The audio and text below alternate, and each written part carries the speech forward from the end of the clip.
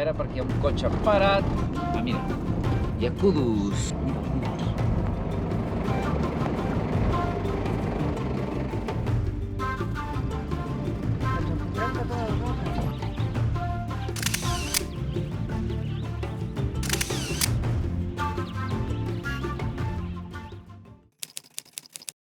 I ara ens n'anem a fotre uns vinets a la zona de vins que està tocant a Cape Town.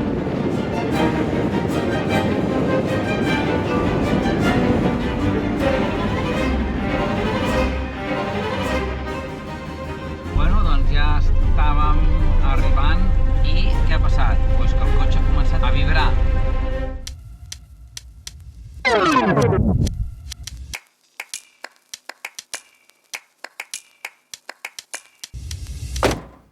Vibrava quan passàvem de 100 km/h i ja ho teníem assumit. El problema és que ara vibra... Sí. Segona, tercera, quarta... I ara a veure si podem mirar, a veure si veiem alguna cosa, hem d'arribar a un lloc i parar. Ensenyo una mica el tema. S'ha sortit aquesta creueta d'aquí i per això vibra d'aquesta manera. I ara el que farem... No, què serà? Posar el 4x4 i conduir el 4x4. Com que estarà bloquejat, vol dir que no rodarà i podrem conduir sense vibració, espero. Finalment hem trobat uns bons samaritans al mig de la carretera i ara estan traient... Sí, perquè la solució anterior no ha funcionat i per sort hem trobat un tio aquí amb la grua i ens està ajudant, com a mínim per arribar.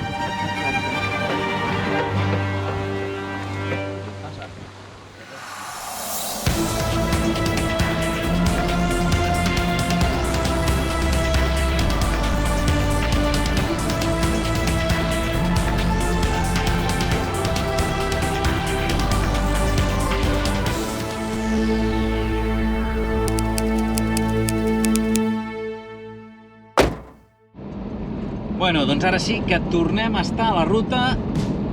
Finalment hem tingut molta sort perquè hi havia un tio allà parat amb una grua, ha tret l'eix de transmissió frontal. Això ens permet anar normal, arribarem fins a la ciutat on volíem arribar per fer aquest tema dels vins i hem de fer-lo dels vins. Això peti qui peti, o sigui... Demà acabarem junts, però... Sí, això és intolerable.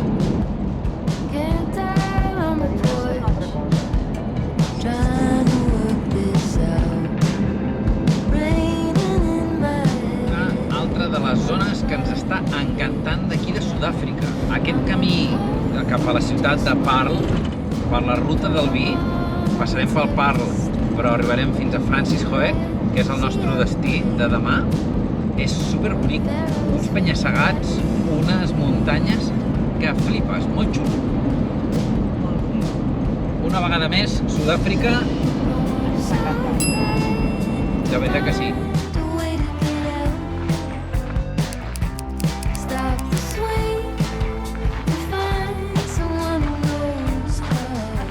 Hem vingut a fer el tema estrella que hi ha aquí, fer uns tastos de vins. Hem vingut a uns cellers que es diu Borsendal i resulta que no tenen lloc perquè està plovent, encara que ara vegeu sol, està plovent i no tenen un espai limitat, llavors anem cap a una altra banda.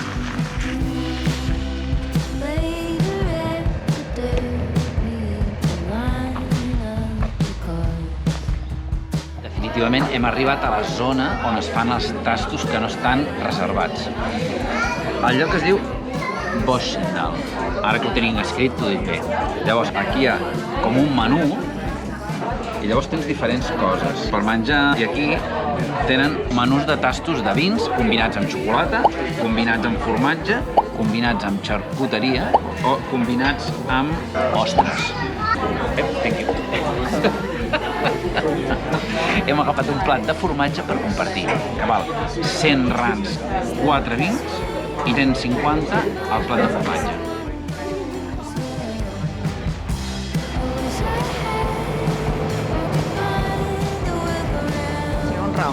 Segon round, segon dia de tastos de vins. Ahir vam acabar una mica pets. Vaig fer migdiada i tot. On hem vingut avui? Avui hem vingut a les bodegues de Lanzerak, que són una de les més antigues. Ahir estàvem a Francis Hoek i avui estem a Stellenbosch, que està a uns... 30 quilòmetres. Sí, uns 25-30 quilòmetres. Això és com un triangle, ¿vale? Llavors hi ha Stellenbosch, Franschhoek i Park. Hem fet una part del triangle, demà farem l'altra. És que la sala de tastos.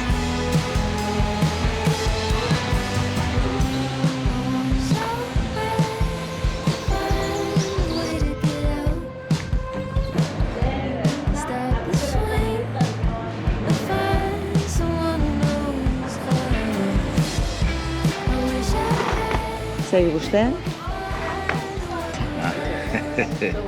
Fine. How are you?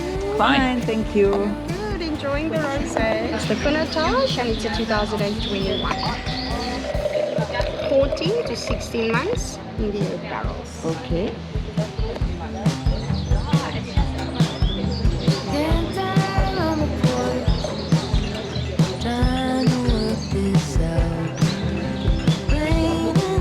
Molt recomanat, eh?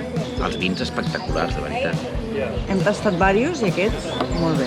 La noia, superamable, ens ho ha explicat molt i molt bé. Així que es fa bona olor.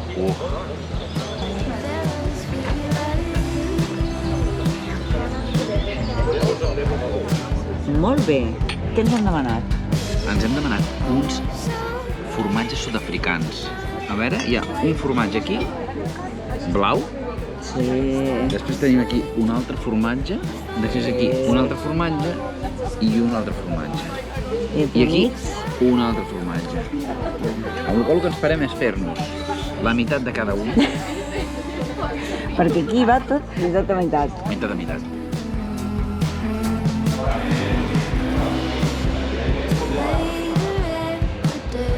Avui som a les vinyes Nederberg. Una vegada més hem vingut a fer una cata de vins. Aquesta vegada farem un hummus, però es pot combinar amb el que vulgueu, amb xocolates, amb formatges. Podeu menjar pizzas, risotto, és que podeu fer el que vulgueu. Hem vingut perquè durant la nostra estància aquí a Sud-àfrica hem estat bevent aquest vi. És un dels vins més coneguts, potser no és el més bo, però sí que és un de relació qualitat-preu bastant inigualable. Aquí estem pagant 95 rands per fer un tast de 5 vins. Què us he d'explicar? Aquesta és una de les vinyes més antigues de Sud-àfrica, amb la particularitat que ara ho ha comprat Heineken.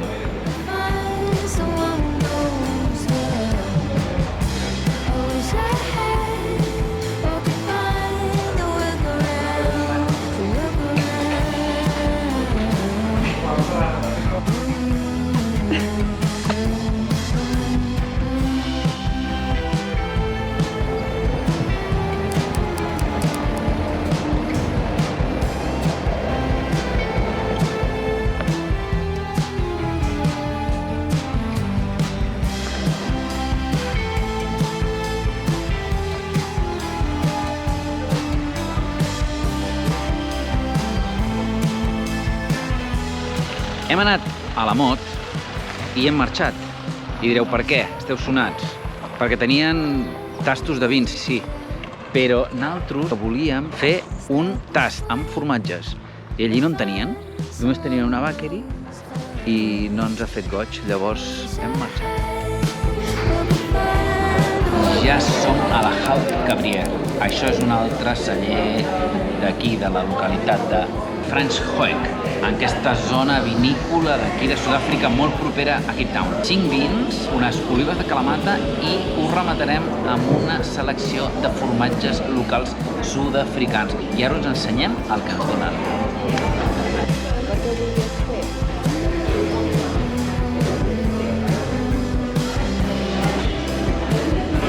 Aquest cava, molt sec i molt de gust a maduixes. L'olor no, el gust sí.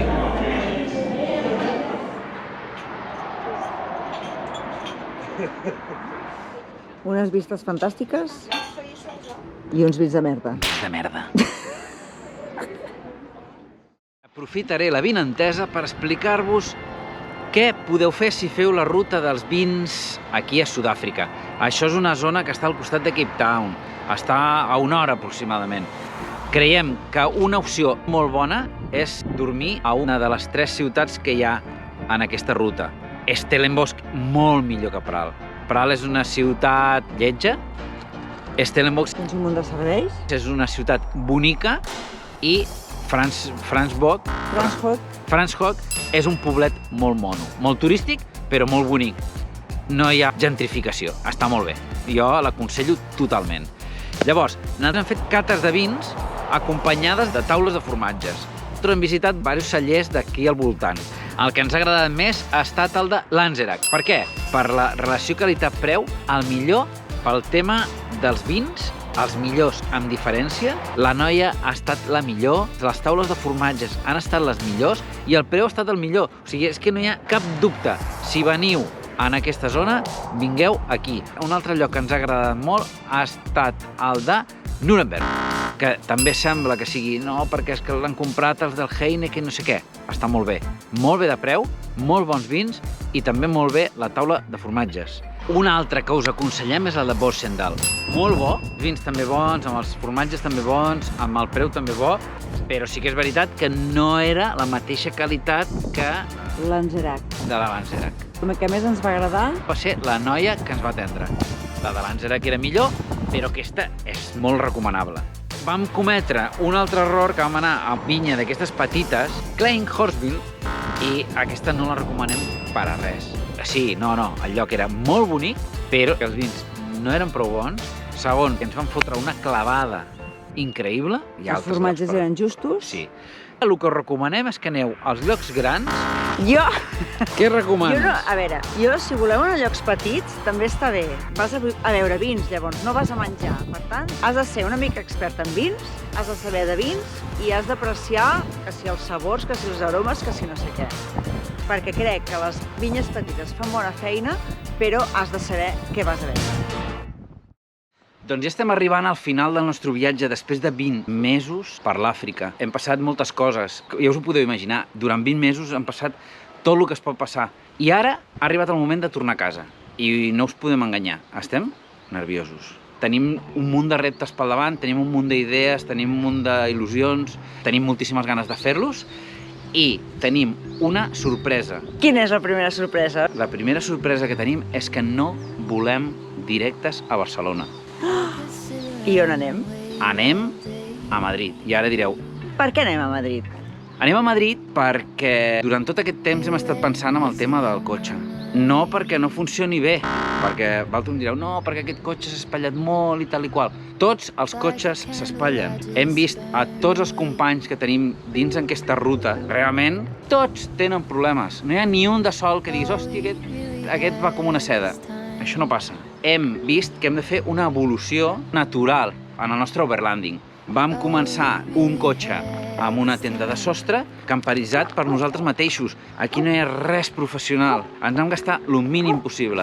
Durant aquests temps hem anat veient que tenim unes necessitats, sobretot pel tema del fred, que a l'Àfrica sí que ens les cobreix, però si volem anar a altres destins no podríem trobar-nos còmodes. Sobreviure. O, com diu la Noé, sobreviure.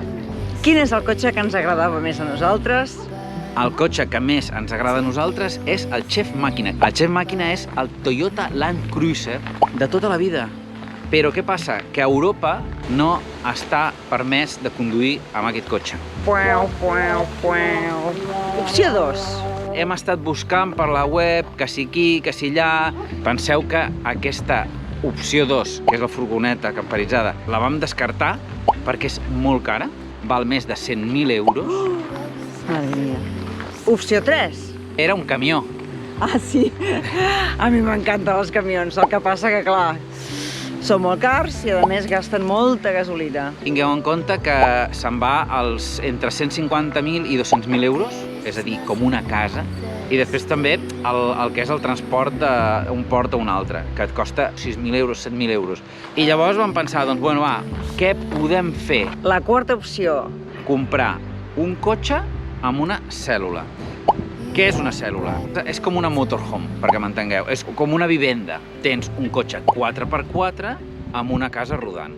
No és com una caravana, però és molt semblant. Llavors, d'aquestes vivendes hi pot haver de dos tipus, fixes o desmuntables. I això és una opció que ens feia molta gràcia. Quina diferència hi ha entre fixa i desmuntable? La cèl·lula fixa no es pot treure. Tu tens un cotxe, que és una pick-up, i llavors li muntes una caixa al darrere. Quin és l'avantatge d'això? Doncs que tens molt d'espai. Quins són els inconvenients que li veiem? Només se podria utilitzar per viatjar. Nosaltres a casa no podríem tenir aquest cotxe. La nostra intenció és que el nostre camp base és a Tarragona, la nostra ciutat, on tenim els nostres amics, la nostra família i els nostres negocis de lo que sobrevivim. No us penseu que sobrevivim dels vídeos, que això no dona absolutament res, i menys en català. Per què vols una cèl·lula desmuntable? Perquè, primer que res, es pot treure i posar en un segon. Això del segon ja ho veurem. 30 segons, un minut. Vale. Ràpidament, es pot fer. Segon, no cal homologar. Tercer, fins ara teníem una tenda de sostre i això no ens oferia una llar. Aquí a Sud-àfrica, quan ens ha fet fred, ho hem passat una mica malament. Ens agrada molt fer la vida fora, també. I això, la cèl·lula desmuntable ens dona aquesta llibertat. Creiem que és una opció molt vàlida per poder tenir com una casa. I ara la sorpresa. Ja portem dies mirant per internet. Jo vaig veure a la web una cèl·lula que posava que estava d'ocasió en un poble a prop de Madrid. I la qüestió que vaig veure aquest anunci i vaig enviar un mail. Què em vaig trobar? Pues era una cèl·lula super preparada, però com que no estem convençuts perquè realment només l'hem vist en fotos, doncs hem de decidir si ens la quedem o si no ens la quedem. Ara mateix arribem a Madrid i us ensenyo com és la cèl·lula.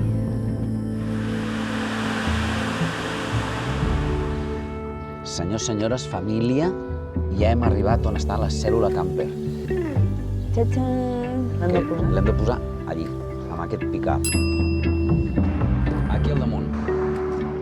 I ara veurem com ho fem, això. Perquè vosaltres ho teniu clar, però jo no. Sí, pues no estava fundida, Pues habrá que cambiarla, que si no me van a parar. El problema és que hi ha el portón, i el portón s'ha de treure, i no sé com ho farem. There is nothing in you that is fading. All you ever do is shine. Doncs ja ho veieu, ja tenim la cèl·lula camper instal·lada. Queda xula, no és tan aparatosa com semblava. Xulíssima. Està extremadament preparada per viatjar. És a dir, té cuina, té calefacció, té dutxa, té lavabo, té un llit de 1,40 m per 2, que és el que buscàvem. L'energia no ens faltarà. Farem un vídeo on us ensenyarem com és la cèl·lula. I també volem saber la vostra opinió. Deixeu a comentaris si penseu que l'hem cagat, si penseu que l'hem encertat. Tingueu en compte que la nostra idea és seguir viatjant. Els propers destins ja us els direm. I que sapigueu que els reptes continuaran, perquè la il·lusió que tenim per viatjar és infinita.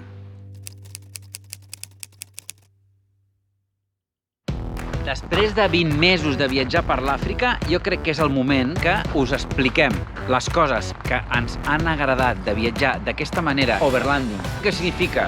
Doncs anar amb la teva pròpia casa al damunt. Us explicarem el que més ens ha agradat i el que no ens ha agradat gens. Doncs ja està, ja som a l'aeroport final de viatge. Hem visitat, no sé si 22 països. Sí. La costa est. Queda per una altra vegada. Exacte, això no s'acaba aquí. Senyors, senyores, ja hem arribat a Amsterdam, ens hem instal·lat al nostre hotel i ara hem d'anar a buscar el Pep, que està en aquell magatzem abandonat allà, pobret de la mà de Déu.